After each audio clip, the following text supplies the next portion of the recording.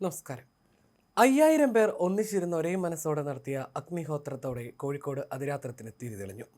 കോഴിക്കോട് അതിരാത്രത്തിന്റെ ആദ്യ ദിനമായ ഇന്നലെ ആചാശ്രീ രാജേഷിന്റെ 5000-ഓളം വരുന്ന ശിഷ്യർ യാഗഭൂമിയിൽ വെച്ച് സമൂഹ അഗ്നിഹോത്രം നടത്തി. 5000-ഓളം വിശ്വാസികൾ ഒരേ മനസ്സോടെ നടത്തിയ അഗ്നിഹോത്രത്തോടെയാണ് യാഗഭൂമി ഉണർന്നത്.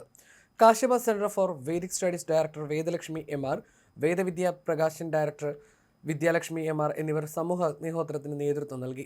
കാശ്യപ വേദ റിസർവ് ഫൗണ്ടേഷൻ കുലപതി ആചാര്യ രാജേഷ്, MDH ചെയർമാൻ രാജീവ് ഗുലാട്ടി, ഭാര്യ ജ്യോതി ഗുലാട്ടി, മുൻ കേന്ദ്ര മാനവ വിഭവശേഷി മന്ത്രിയായ ഡോക്ടർ സത്യപാൽ സിംഗ്, ഭാര്യ അൽഖ എന്നിവർ വേദിയിൽ സന്നിഹിതരായിരുന്നു. വിശിഷ്ടാതിഥികളായ രാജീവ് ഗുലാട്ടിയെയും ഡോക്ടർ സത്യപാൽ സിംഗിനെയും പൊന്നാട അണിയിച്ച് ആദരിച്ചു.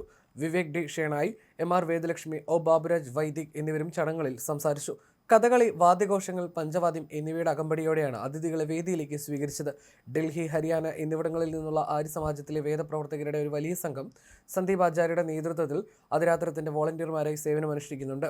അതിരാത്ര വേദിയിൽ ഗണപതി പൂജ, പുണ്യാഹം സങ്കല്പം, ഋത്വിക് വരണം, മധുവർക്കം, ഉഖാസംഭരണം, വായവ്യാഗം, പ്രധാനവ്യാഗം, ഹവ്രയാഗം, നാദ്രി ശ്രാദ്ധം, ദീക്ഷണീയേഷ്ടി, ക്ഷൗരം, ദീക്ഷാഗ്രഹണം, ഉഖാപ്രവ്യജനം, വിഷ്ണുക്രമണം, സനീഹാര പ്രസ്താവനം എന്നിവ നടന്നു. അതിരാത്രത്തിന്റെ രണ്ടാം ദിവസമായി ഇന്ന് രാവിലെ 6:30 മുതൽ തുടങ്ങുന്ന ചടങ്ങുകൾ രാത്രി വരെ നീളും. ഏപ്രിൽ 26 വരെ കക്കോടി വേദ മഹാമന്ദിരത്തിലാണ് അതിരാത്രം നടക്കുക. 2014 കാശ്യപാശ്രമം സംഘടിപ്പിച്ച സോമയാഗത്തിന്റെ തുടർച്ചയാണ് ഇപ്പോൾ നടക്കുന്ന അതിരാത്രം.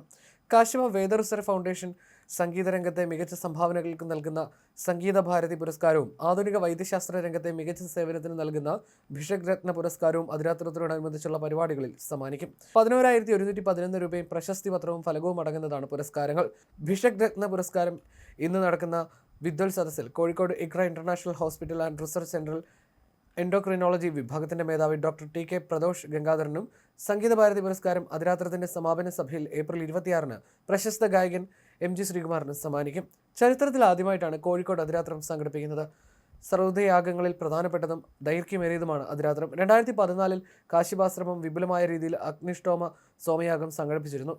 അഗ്നിഷ്ടോമത്തിന് ശേഷം ചെയ്യുന്നതാണ് അതിരാത്രം. പകൽ തുടങ്ങുന്ന സോമയജ്ഞക്രിയകൾ രാത്രിയിലും തുടർന്ന് പിറ്റേന്ന് വരെ നീണ്ടു നിൽക്കുന്നതിനാൽ രാത്രിയെ അതിക്രമിക്കുന്നത് എന്ന അർത്ഥത്തിലാണ് അതിരാത്രം എന്ന പേര് വന്നത്.